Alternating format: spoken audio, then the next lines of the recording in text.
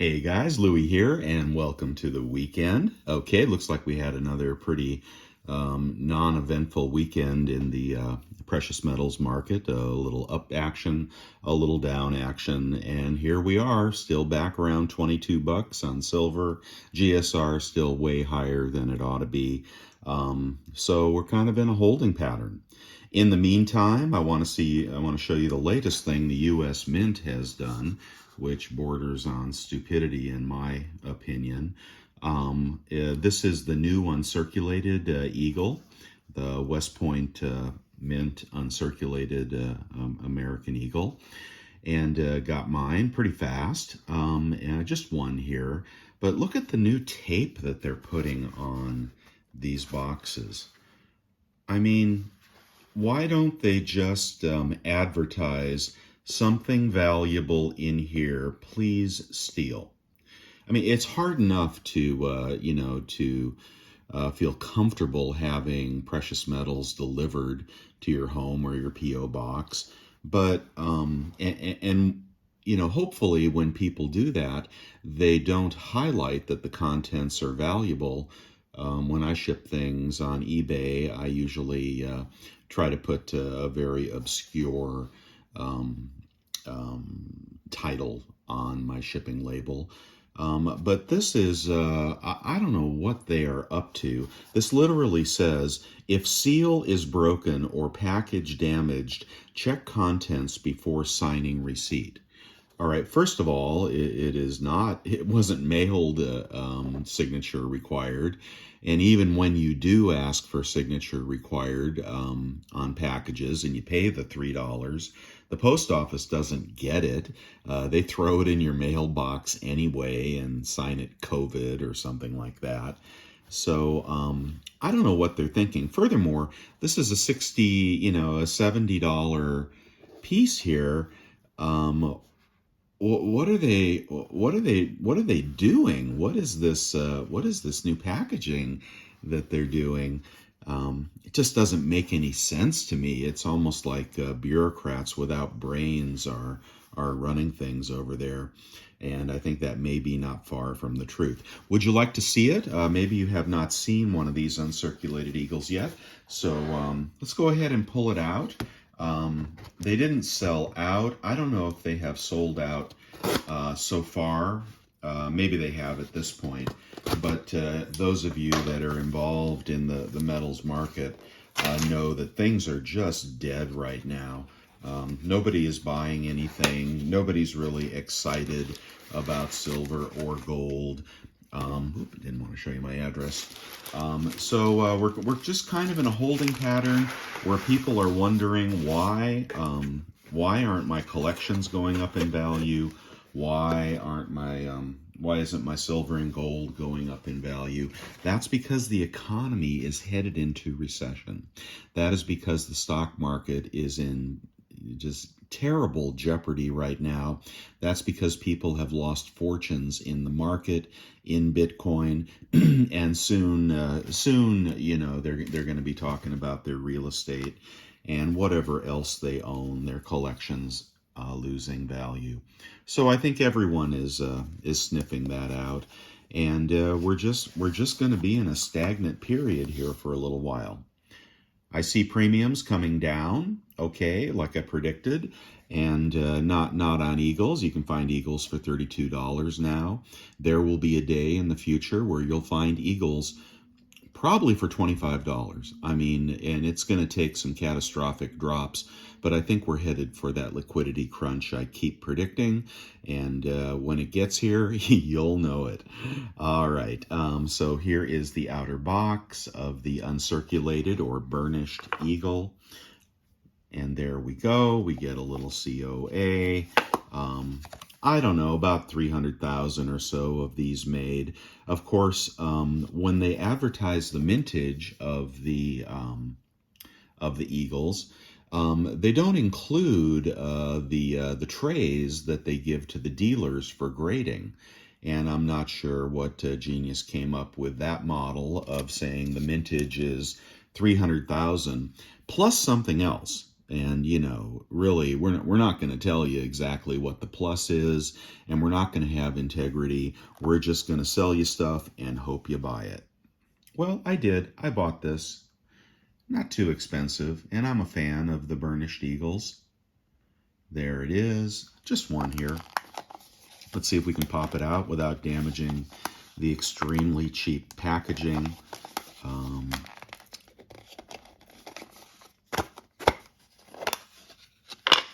Give it a little pop from the other side.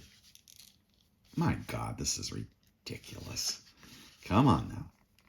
Come on out of there. I don't want to crush the packaging. There it is. Okay, so there you are with the uncirculated Burnished Eagle. Just a hair above the Bullion Eagle, which sells for about half of what this one sells for. But no great excitement in the market. And we don't have a change in image this year. So I just think that is just one for the collection, and nothing to get excited about, nothing that's going to make you any money.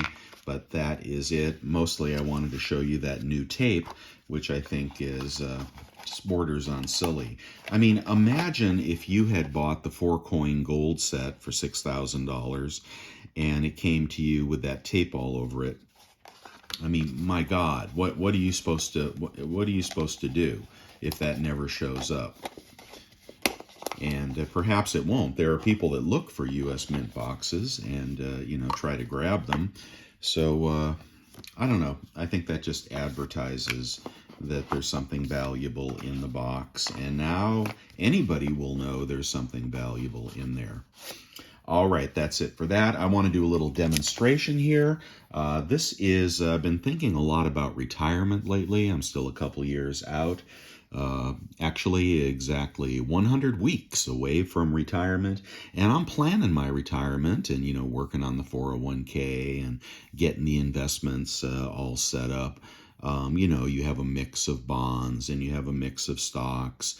I do not have all my money in precious metals, although you may think so from the videos that I make. But no, I actually believe you should keep your precious metals below 10 or 15% of your total net worth, excluding your home, which hopefully you're paying off your mortgage as well. So if you do have money to invest, you have to figure out how to do that, and I am working on that. But it struck me recently that to enter retirement without precious metals would be an extremely dangerous thing to do. I mean, here we have, let's just say that this stack of money here, and do get some $20 bills out of the bank. You never know when the bank's going to shut down for whatever reason, and we might have to go back to cash for a little while. But let's just say you're in retirement and you've got your 401k, right? You've got it invested properly, and most of us do not have pensions. Most of us do have small Social Security benefits, which it won't go broke for 10 years, so they say. But let's just assume that's all you've got. You got your stack of money in your 401k. It's producing income. Not this year, it won't be, but let's say go out a couple years and the stock market is starting to appreciate and pay dividends again. And you got your stack of money there. Oops, you can't see that. Let me get down here. There we go. You got your stack of money here. It's producing income. You need to have a substantial amount of money in the stock market to provide for your retirement. Let's say you're 70 years old, you're done working, you have no other sources of income, and this stack of money in your 401k is throwing off income to support you in your retirement. Hopefully you got a nice big stack of money in there. Hopefully you're contributing to your Roth, so you don't have to pay income tax on that when you take it out. Okay, that's all working great, right? Now over here, you've got your stack of silver or gold or both. I recommend both. I think silver is the better value. So you got a nice big stack of silver over here. And let's just say that this equals $1 million. Okay, that's not an unreasonable amount of money in today's environment to want to save for retirement by the time you get done working. And this over here, this silver and or gold, there's a little gold in the miner's pan right there. That's real gold. Hold on. There you go. Here's the miner's gold. Say hi. Okay, but let's just use silver for now. So you got your silver over here, and this represents $100,000. So you got $1 million in the 401k. You got $100,000 in silver, or silver and gold, silver, gold, and platinum. Maybe you add some nickel to that. Maybe you add some copper. Maybe, whatever. Basic bullion. All right, and we get into this period of reset. All right, you know that we'll never pay off this debt. Let me zoom out a little bit. You know we'll never pay off the debt, right? I mean, $30 trillion, no fiscal discipline at all. We can't balance a budget, and, we pick special groups and give away money. Right now, it's going to student loans. Of course, if you paid for your kid's student loan, or paid off your student loan through the sweat of your brow, and then some other person gets theirs paid off just because the government is buying votes. Anyway, the taxpayers have to fund that money that's being given away. And I digress, but there's no way that we have the fiscal discipline to balance the budget. We don't have the fiscal discipline to pay back the $30 trillion. There is going to be a reset of some kind. I personally think it's going to reset through inflation, so that this $1 million, next year it will be $920,000, and the year after that it'll be $850,000. Maybe we'll slow down a little bit. It'll be $800,000, etc. So inflation is eating into your 401k, but hopefully you've got investments, and hopefully the stock market inflates along with inflation. Right? So you're not losing all your money, you're at least staying even. But if we get to a point where there's a reset, there's a conversion to a digital currency, there is, what happens often in the stock market is, a stock that is losing its appeal, nobody wants to buy it, they'll sometimes do a 10-for-1 reverse split.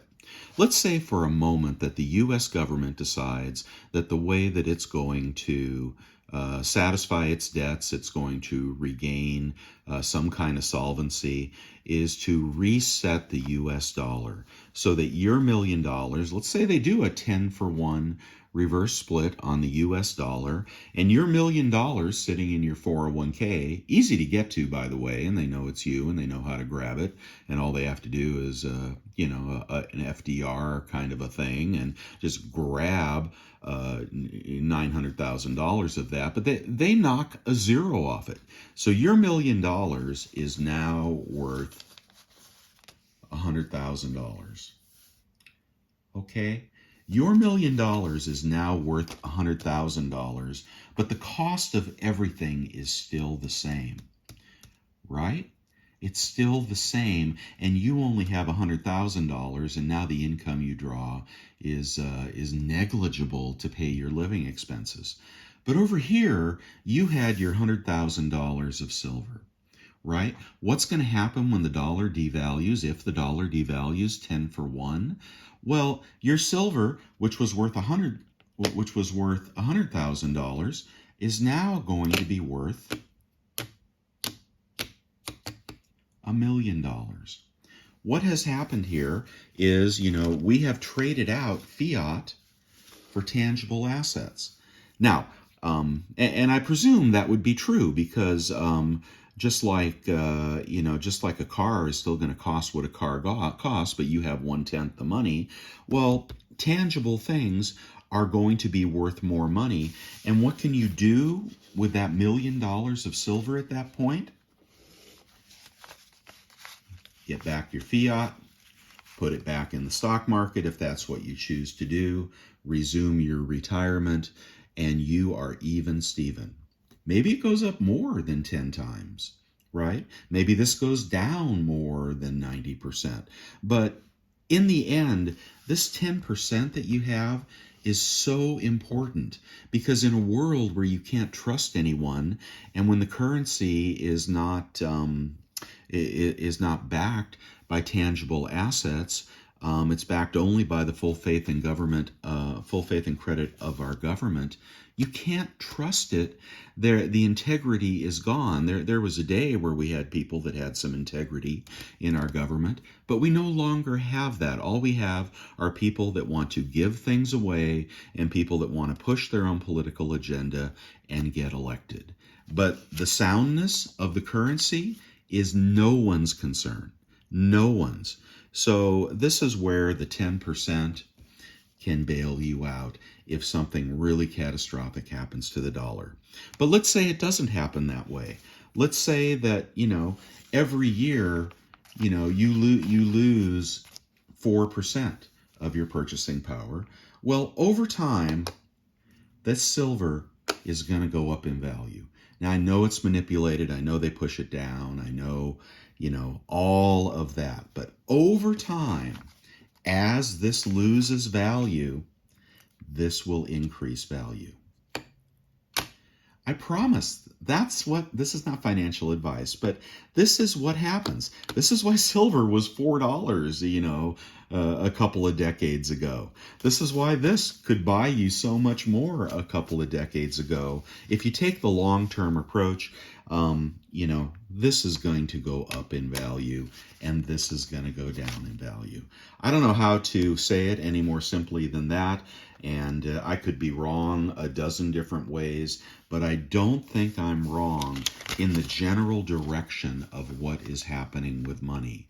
I think that if you're looking for the macro trends, for the long-term trends, you have to have protection for that with that.